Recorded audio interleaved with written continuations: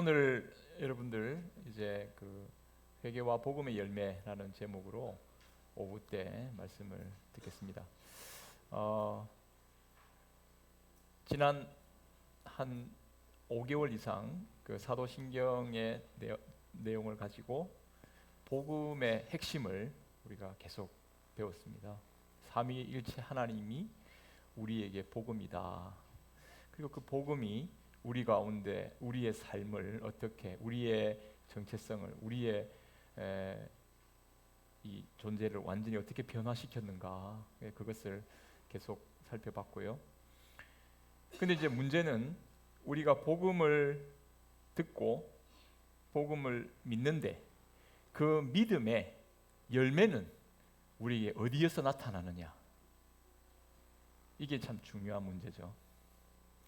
야고보서 말씀은요, 듣기만 하여 행함이 없는 믿음에 대해서 듣기만 하여 너희를 속이는 자가 되지 말라 그랬는데, 우리는 앉아서 듣는 것은 익숙한데 말씀 따라 순종하며 사는 것은 우리에게는 자꾸만 우리의 삶과는, 신앙의 삶과는 거리가 먼, 그리스도인으로서 살아간다는 것이 주일에 한번 예배 자리에 나와서 예배 드리고 말씀의 자리에서 말씀 듣는 것으로만 우리의 삶이 거기서 다 끝이냐. 그래서 우리가 참 옛날에 썬데이 크리스찬이라는 말 썼지 않습니까? 근데 요즘은 썬데이 크리스찬이라는 것도 참 아쉬운 예. 주일도 제대로 잘 못 나오는 그런 성도들도 또 예수님을 믿는다 하지만 코로나 이후로 그냥 집에서 물론 사정이 계셔서 못 오시는 분도 계시겠지만 여러 가지 또 마음의 안이라는 생각 가운데 또 교회를 못 오시는 분도 있습니다. 하지만 우리는 복음이라는 것이 듣는 것으로, 듣고 깨닫는 것으로만 그치는 게 아니라 우리의 삶에 변화를 일으킨다는 것을 우리는 믿습니다. 그리고 복음은 반드시 생명이기 때문에 복음은 단순한 이론이 아닙니다. 복음은, 하나님의 말씀은 생명의 씨앗이거든요. 우리가 중생에 거듭나는 것이 하나님의 말씀으로 거듭난 것이라고 말씀하고, 하나님의 말씀은 중생의 능력입니다. 복음은 능력입니다. 사도 바울이 로마서에서 복음은 능력이라고 말씀하지 않습니까? 복음은 내 삶을 변화시키는 능력입니다. 하나님의 자녀로 거듭나게 만드는 능력일 뿐만 아니라 거듭난 삶을 지속적으로 거듭난 삶답게 살아가도록 만드는 능력이 복음에 있는 줄로 믿습니다. 우리는 복음의 능력을 분명히 열매로 확인해야 됩니다. 여러분, 열매로 그들을 알리라 그랬죠? 복음을, 예수님을 믿는 믿음에 열매가 없으면 당연히 구원의 확신이 사라지고, 그리고 내가 다른 사람에게 그리스도를 전할 수 있는 능력이 상실되는 것 틀림없습니다. 자기 안에 확신만 사라질 뿐만 아니라 다른 이에게 그리스도를 나타내고 증거하는 일에도 아무런 힘을 발휘할 수가 없습니다. 여러분, 복음의 능력, 우리는 이 복음의 능력이 우리의 삶 속에서 어떻게 드러나고 나타나는지 확인하고 추구하고 바라봐야 됩니다. 여러분들은 복음의 능력이 나타나는 삶을 살아가고 있습니까? 여러분, 복음의 능력은 어디에서 나타날까요? 오늘 저는 이 복음의 능력을 회개의 내용으로 여러분들과 함께 오늘 이 시간에 나누어 보려고 합니다. 여러분, 복음의 능력은 우리를 옛사람에서부터 새 사람으로의 변화를 일으키는 능력으로 나타나게 됩니다. 그러면 그 복음의 능력은 어떻게 나타나게 되느냐? 회개라고 하는 분명한 내용으로 나타나게 되는 것이죠. 여러분, 이 회개를 여러분들이 좀 잘 이해할 필요가 있습니다. 오늘 본문은 이 회개라는 것은 뭐냐? 우리가 쉽게 생각할 때 여기 요리문답의 처음에 88문을 한번 같이 한번 읽어볼까요? 하이델 요리문답 88문 내용을 한번 읽어보겠습니다. 사람의 진정한 회개는 무엇입니까? 답 시작. 자, 옛사람이 죽고 어떻게 합니까? 새 사람으로 사는 것이다. 자, 회개는 방향 전환이 일어나는 겁니다. 옛사람의 모습에서 새 사람으로의 방향 전환이 일어나는 것이 회개입니다. 그런데 우리는 회개를 오해할 때가 있습니다. 회개를 뭐라고 생각하냐면 회개는 이런 오해가 있었어요. 오해. 어떤 오해? 첫 번째 오해. 죄에 대해서 어떻게 합니까? 죄에 대해서 후회하는 겁니다. 죄에 대해서 후회하는 것은 회개입니까? 회개가 아닙니까? 회개가 아닙니다. 여러분, 이 죄를 회개하지 않고 후회만 하는 사람의 대표적인 예가 누굽니까? 가룟 유다입니다. 가룟 유다는요, 하나님 앞에 자기가 그 은30의 선생님을 팔고, 그죠? 예수님을 배신하고 그 대제사장들과 서기관들 사람들에게 예수님을 팔아서 넘겼을 때 나중에 찾아오는 뒤늦은 후회가 자기에게 찾아왔습니다. 근데 가룟 유다는 어떻게 했습니까? 그 자리에서 후회하고, 그 후회는 그 죄에 대한, 그 잘못에 대한 모든 것에 대해서 자기가 다 책임을 지는 죄책감 속에 빠져서 스스로 목숨을 끊게 되는 거죠. 가룟 유다만 예수님을 배신했습니까? 여러분, 가룟 유다와 누구를 비교할 수 있겠습니까? 베드로를 우리는 비교할 수 있습니다. 베드로 똑같이 예수님을 모른다고 3번이나 맹세하면서 예수님을 모른다고 부인했습니다. 이때 예수님을 부인하고 난 다음에 베드로는 닭 울기 전에 예수님 부인하고, 예수님 말씀대로 자기가 예수님 부인하는 것에 대해서 그 후회하는 고통 속에서 눈물을 흘리며, 그렇게 참회의 눈물을 흘리는 것 같았지만 베드로의 회개는 어디에서 이루어졌다고 그랬습니까? 베드로의 회개는 눈물을 흘릴 그때 회개가 이루어진 게 아니고요. 언제 회개가 이루어졌습니까? 예수님께서 요한의 아들 시몬아, 네가 나를 사랑하느냐 하시면서 예수님께서, 여러분, 베드로가 예수님, 부활하신 예수님을 보고 난 다음에도 어쨌습니까? 여전히 고기 잡으러 자기는 갔습니다. 그때 예수님, 고기 잡으러 자기는 예수님, 베드로를 찾아가셔서 네가 나를 사랑하느냐 하시면서 베드로를 돌이켜 세우시고, 내가 주를 사랑하는 줄 주께서 아십니다라는 바로 그 고백 속에서, 저는 내가 아니고 이제는 주님이십니다 라는 바로 그 고백에서 진정한 회개가 거기서 일어나게 되는 거죠. 여러분, 우리는 잘못에 대한 후회합니다. 누구든지 합니다. 그러나 성경이 말하는 이 회개의 능력, 복음의 능력은 회개로 나타나는데, 회개는 뭐냐면 후회 속에 빠져 있는 게 아닙니다. 후회 속에 빠져 있는 게 아니라 후회에서부터 삶을 돌이켜서 옛사람에서부터 새 사람으로서의 삶의 전환을 이루어가는 것이 바로 회개라는 것을 여러분 잊지 마시기 바랍니다. 그러면 나는 회개의 능력 속에 살아가고 있는가?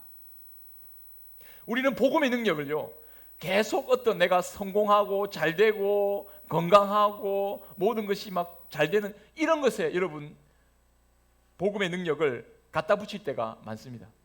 그러나 여러분, 복음의 진정한 능력은 회개를 통해 나타난다는 것을 잊지 마시기 바랍니다. 옛사람이었는데, 여러분들이 거듭나서 옛사람이었는데 거듭나서 새 생명 입었지 않습니까? 새 생명이 나타나려고 하면요, 옛사람은 죽고 새 사람이 자꾸만 드러나야 됩니다. 이 옛사람이 죽고 새 사람이 태어나는 삶의 모습은요, 지속적으로 반복되어야 됩니다. 이 회개의 모습, 진정한 회개는요, 지속적인 평생을 거쳐서 이루어져야 됩니다. 복음의 능력은 회개를 통해 드러난다는 것을 여러분 꼭 잊지 마시길 바랍니다. 여러분, 죄를 짓고 넘어지는 가운데 죄 안 짓고 잘 살아가면 그게 좋겠지만, 여러분, 우리는 죄 짓고 넘어지는 일을 수없이 반복하면서 복음의 능력은 어디에서 나타나냐면 바로 그 넘어진 자리에서 다시 일어설 수 있는 것이 복음의 능력인 줄로 믿습니다. 맞습니까? 죄 짓는 자리에서 죄를 짓는 것을 반복하지 아니하고 거기에서부터 떨쳐 일어나는 것에서부터 복음의 능력이 나타나는 것입니다. 거룩한 능력으로 잘 살고 성공하고 남들 보라는 듯이 잘 성공하고 뭐 건강하고 안 아프고 모든 거 잘 되고, 복음의 능력은 거기에서 나타나는 게 아니고요. 복음은 내가 죄인인 것을 인식하고 내 욕심과 내 욕망의 죄된 모습에 대해서 그렇게 살아간 것을 돌이켜서 하나님 앞에서 새 사람으로서의 삶을 다짐하고 삶을 변화시켜가는 것, 거기에서 여러분 복음의 능력이 나타난다는 것을 잊지 마시기 바랍니다. 어떤 부모님이 아이에게, 아주 현명한 부모님이 아이에게 이렇게 학교 다녀오면 질문을 했다고 합니다. 예, 너 오늘 학교 가서 친구들하고 놀고 학교 지내면서 네가 실패한 일을 이야기해봐. 실패한 일을 이야기해봐.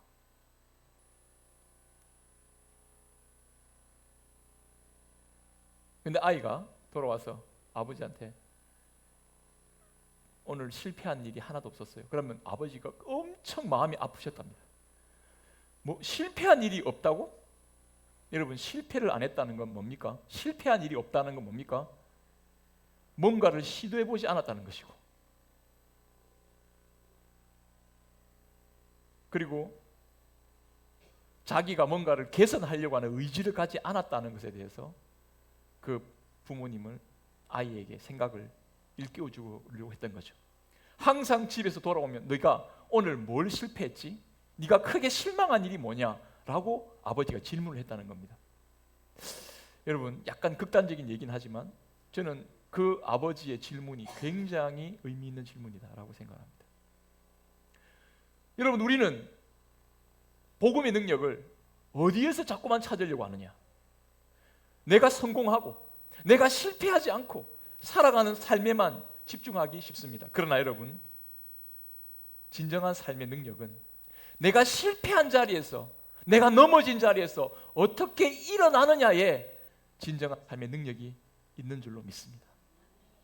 성공, 그것은 자기 욕심일 수 있어요.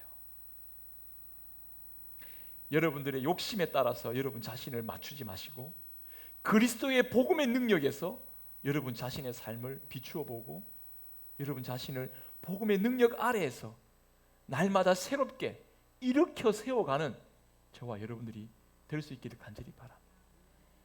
죄인된 사람이었는데 죄인된 자리에 머물지 아니하고 지속적으로 새 사람으로 발돋움하려는 그 삶의 모습, 죄에 주저앉아 있지 마시고요, 날마다 죄를 향하여 싸워 이겨나갈 수 있는 저와 여러분이 될 수 있기를 바랍니다.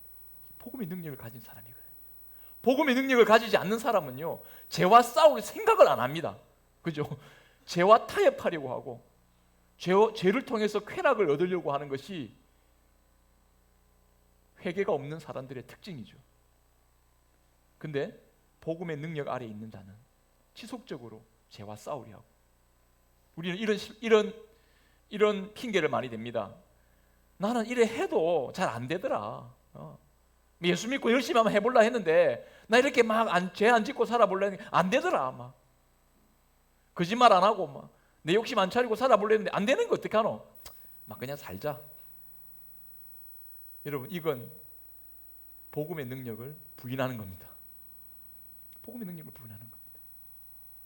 그리스도인은 날마다 복음의 능력으로 옛사람에게서부터 새 사람으로 돌이키는, 내가 실패한 자리에 있어도 여러분 다시 일어설 수 있도록 주님이 우리에게 함께 하시고 능력으로 일으켜 세워주시는 줄로 믿습니다. 이게 능력인 거죠. 복음의 능력인 거죠. 우리는 그 복음의 능력을 따라 열매를 맺으면 옛사람으로부터 새 사람으로의 삶의 변화가 일어나게 되는 것이죠. 여러분, 제가 좀 정리해 놓은 내용 보다 옆에 거 읽어보는 게 낫겠네요.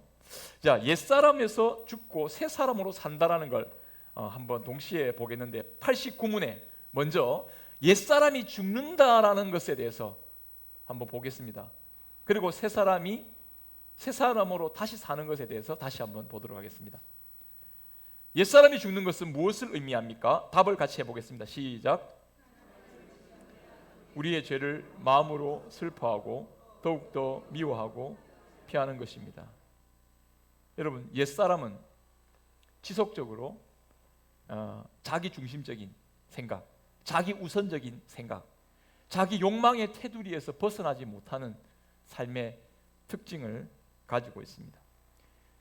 옛사람, 그것은 하나님을 마음 아프게 진노하게 만드는 모든 죄에서부터 마음으로 슬퍼하고 그것을 미워하고 피하는 것이 바로 옛사람이 죽는 겁니다. 여러분, 옛사람은요, 끊임없이 자기 우선적이고 자기 중심적이고 자기 욕망을 추구하는 것에 집중되어 있습니다. 그런데 거기에서부터 그런 삶을 미워하는, 그런 삶을 슬퍼하는 마음이 생긴다는 거, 여러분, 이것은 복음의 능력으로 이루어지는 것임을 잊지 마시기 바랍니다.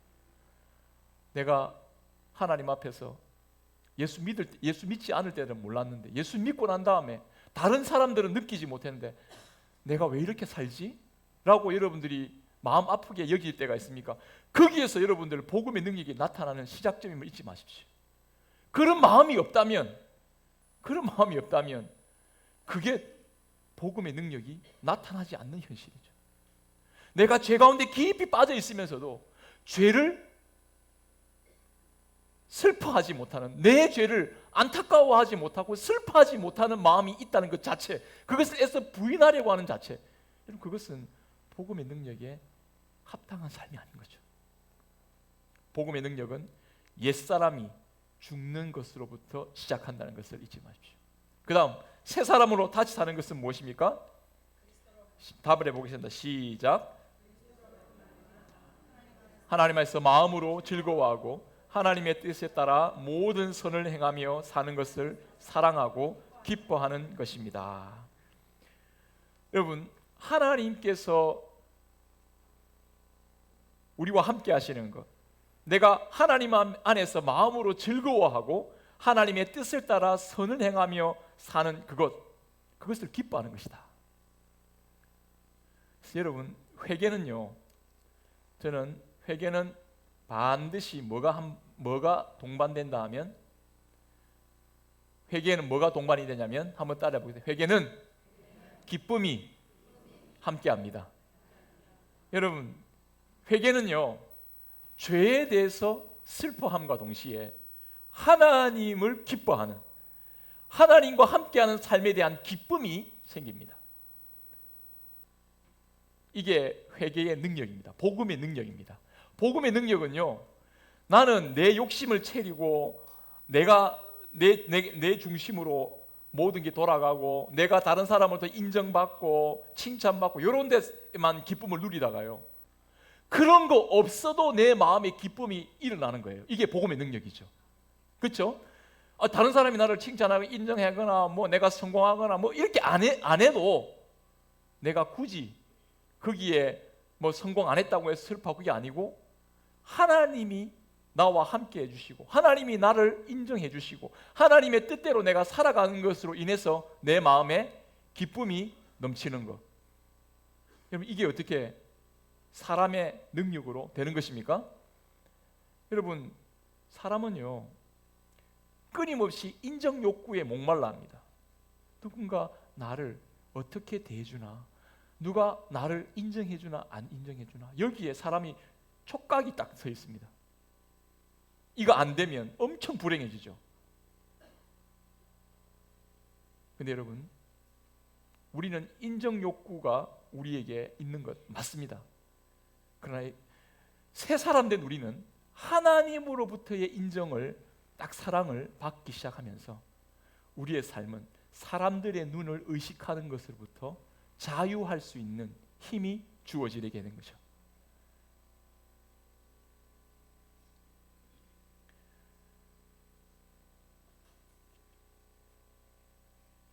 여러분, 우리는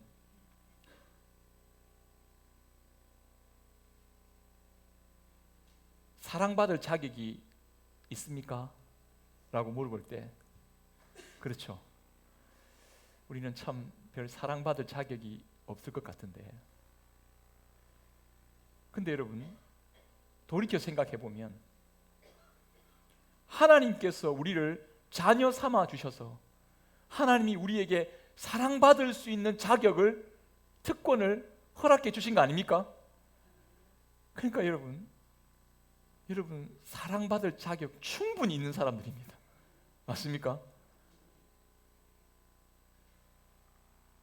다른 사람에게 인정받고 사랑받을 일은 목마름보다 나는 하나님으로부터 사랑받을 만한 충분한 자격이 있다는 것을 여러분 스스로가 자존감을 딱 지키면 어디에서든지 한두 사람의 말에 삐끼고 삐끼는 여러분 마음 상하고 엉뚱하게 내가 그렇게 생각하지 않고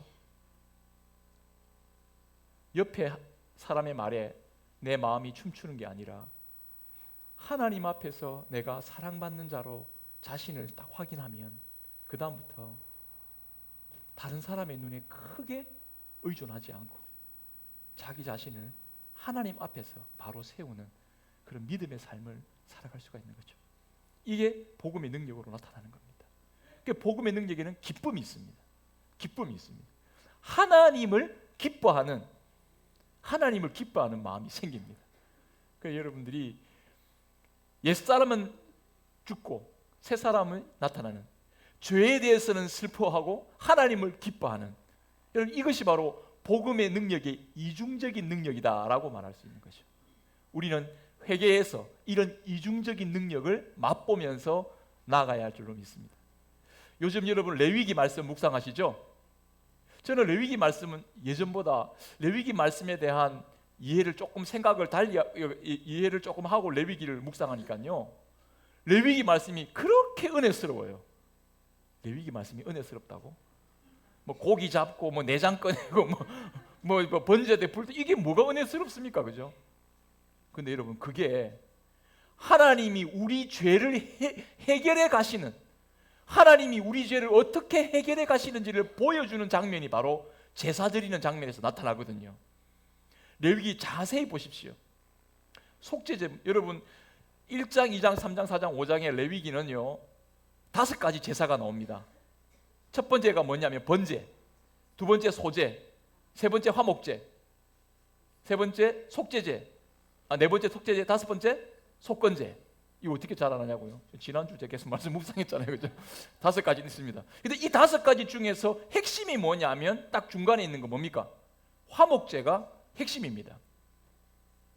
여러분 하나님이 제사를 주신 이유가 뭐냐면요, 언약 백성인데 언약 백성답지 못하게 살아가는 그들의 현실을 주님이 아시거든요. 그러니까 제사 제도를 통해서요 그들의 죄에서부터 돌이켜서 하나님의 언약 백성답게 살아갈 수 있는 능력을 주시고 회복시켜 주시기 위해서 하나님이 제사 제도를 딱 세우신 것입니다.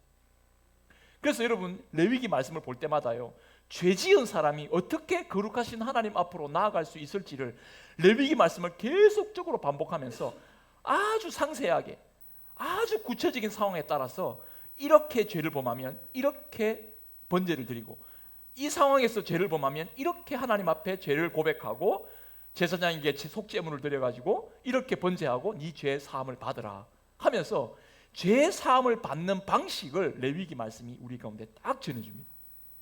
여러분 그러면요 레위기 말씀을 볼 때마다 나는 죄인인데, 이런 죄인도 하나님이 거룩하신 하나님의 자리로 가까이 부르시고 나를 언약 백성 삼아 주시고 하나님 자녀 삼아 주신다고? 이걸 믿을 수가 있는 거예요. 이 죄인도 하나님의 자녀가 될 수 있는, 하나님의 사랑받을 수 있는 자격을 얻게 되고 특권을 누릴 수 있는 것. 여러분, 레위기 말씀에는 속죄하는 제사의 내용이 나오는 것이죠. 이 속죄 제사가 언제 다 이루어졌습니까? 어떻게 다 성취되었습니까? 우리 주 예수 그리스도로 말미암아. 양과 염소의 피로서는 도무지 할 수 없었는데 예수 그리스도의 속죄의 피로 말미암아 여러분, 우리를 영원한 속죄로 우리를 구원하여 주시고 하나님의 새롭게 하시는 은혜를 허락해 주신 줄 믿습니다. 이 은혜를 받은 우리가 죽은 양심에서 해방되어서 살아계신 하나님을 섬기게 하지 못하겠느냐? 이게 히브리서의 핵심입니다, 여러분.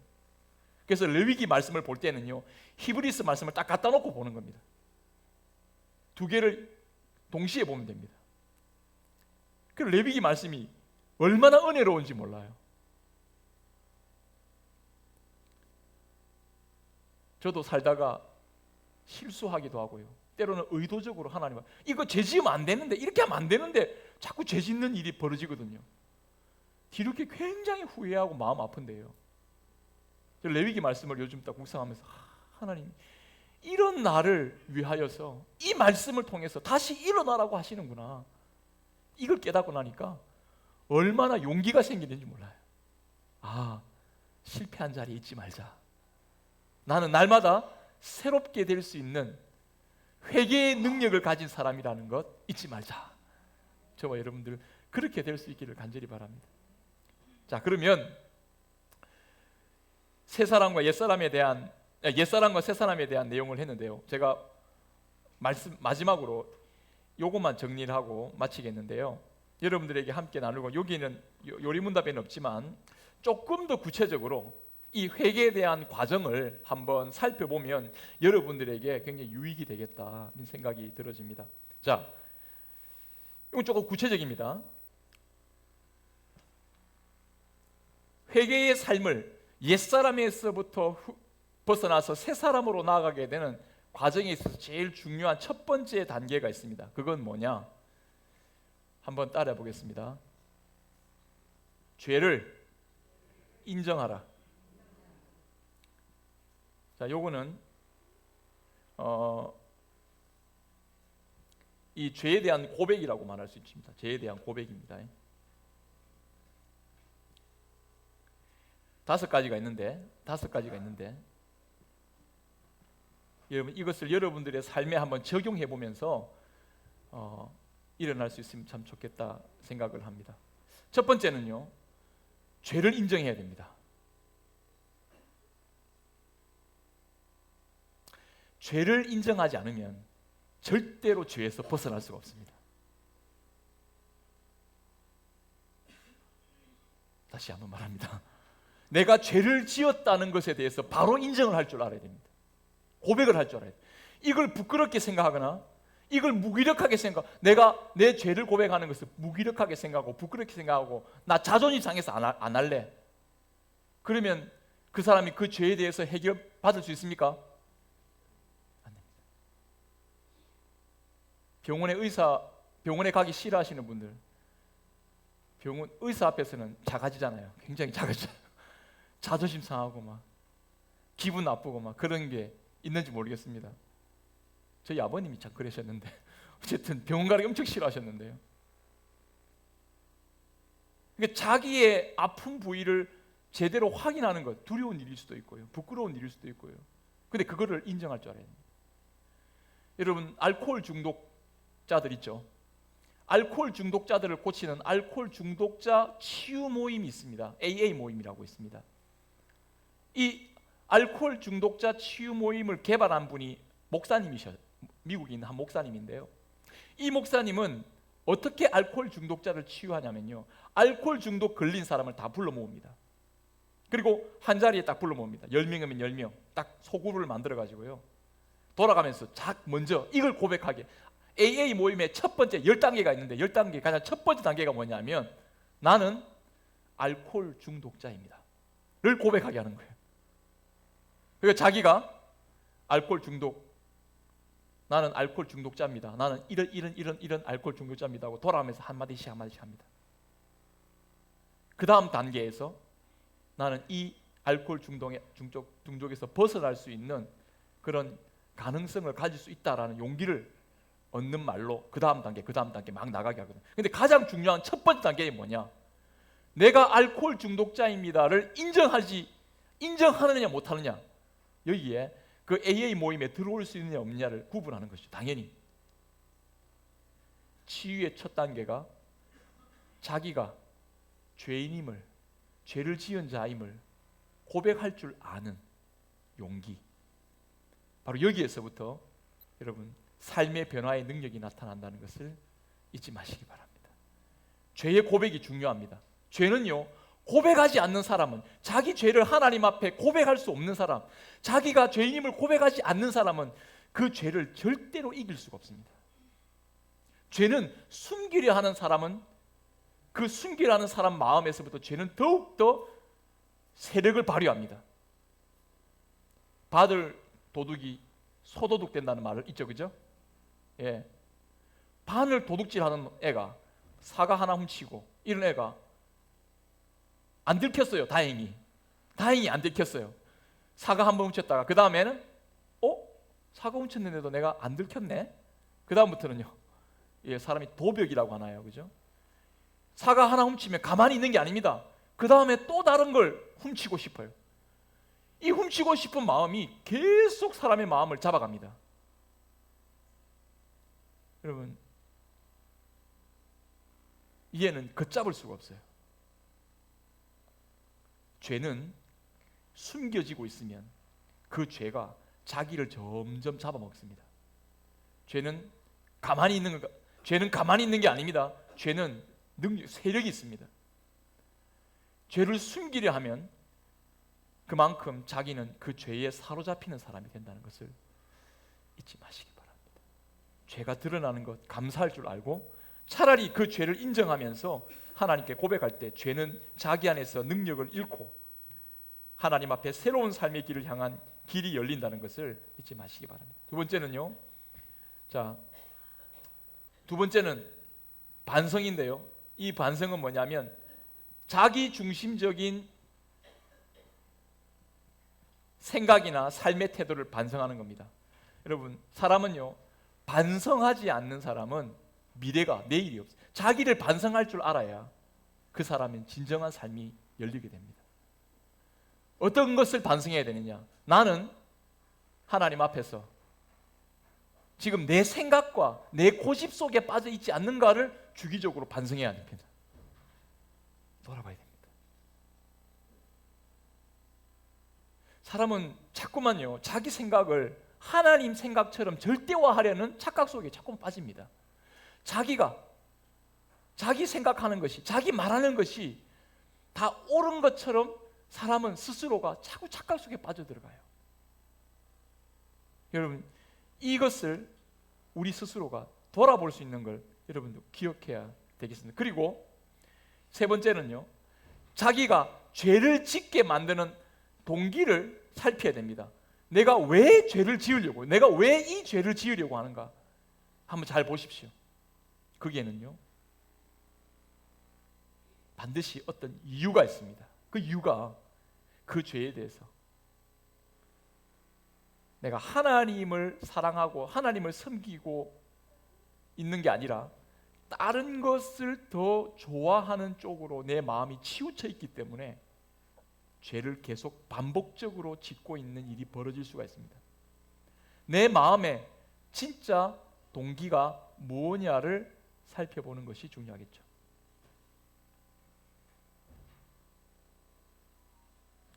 어떤 분들은 다른 부분들은 굉장히 괜찮은데 어떤 건강의 문제만 딱 나왔다 그러면요, 사람이 막 엄청 이게 뭐 거기에 대해서 마음이 집중하고 자기 뜻대로 돼야 돼요. 자기가 생각했던 대로. 어떤 분들은 자녀 문제만 딱 나왔다 그러면요, 다른 때는 괜찮은데 자녀 이야기만 나오면 이 사람이 막 바뀌는 거예요. 막. 자기 그 생각한 대로 가야 되고. 여러분, 그 마음의 중심에는 하나님이 아니라 다른 것이 내 마음의 중심에 딱 자리 잡고 있어서 그런 죄를 범하고 있는지 모르는 거죠. 자기 중심의 마음의 동기를 잘 살펴볼 필요가 있습니다. 나는 내 마음의 중심에 무엇을 사랑하고 기뻐하는 그런 마음을 갖고 있는가? 네 번째는요. 자, 이게 참 중요한 내용인데요. 한번 딱 믿음으로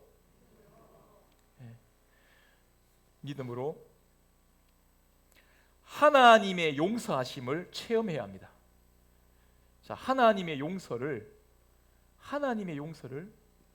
체험하고 받아들여야 됩니다. 이게 좀 중요한데요.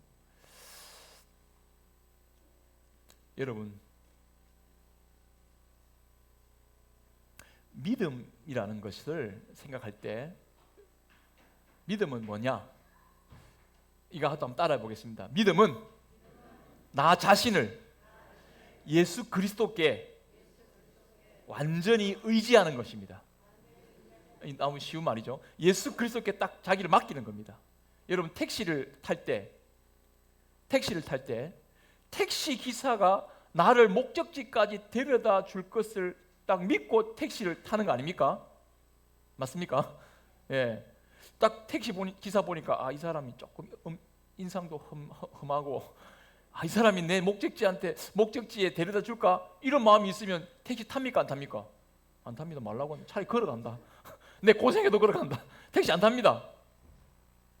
근데 여러분, 택시를 타고 가는 거는 그 사람에게, 운전사에게 나를 일종의 맡기는 거죠. 저 사람이 저 위치에 10분 만에 서울역까지 데려다 주겠다라는 신뢰감을 가지고 타는 겁니다. 우리가 병원에 갑니다. 내 아픈 거 있습니다.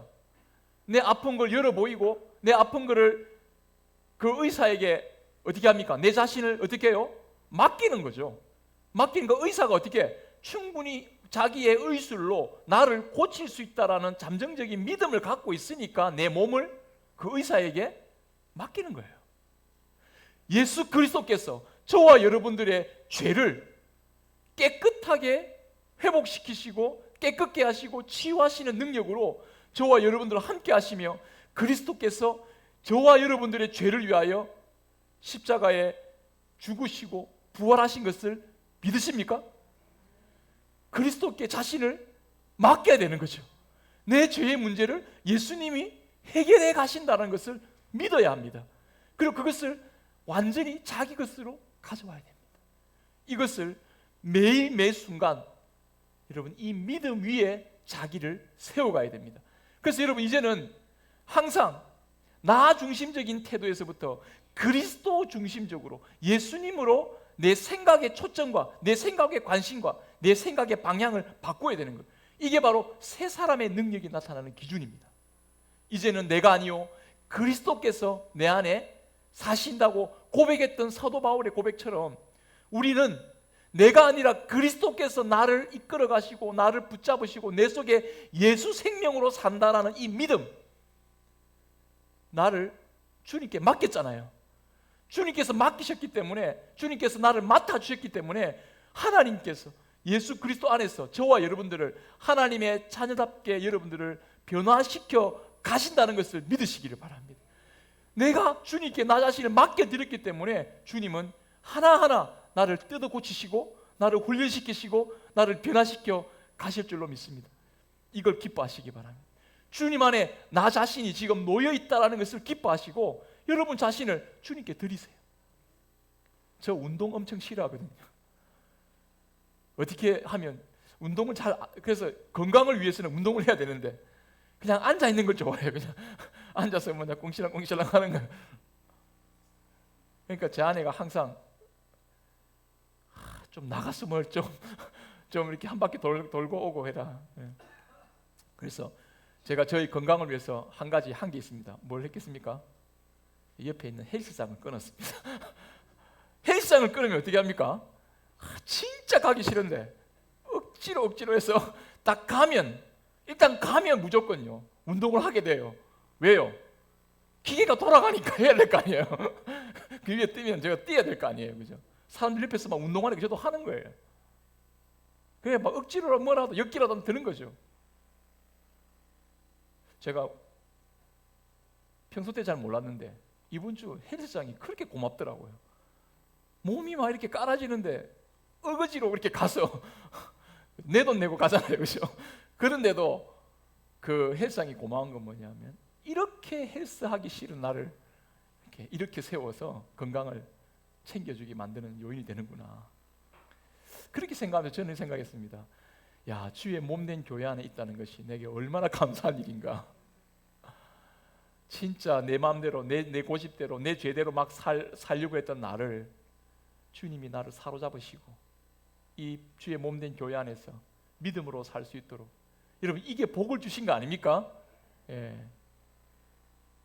죄 가운데 있어서 마음이 참 방황하고 힘들고 고통스러울 때 여러분 교회 오기 싫을 때 어떻게 해야 됩니까?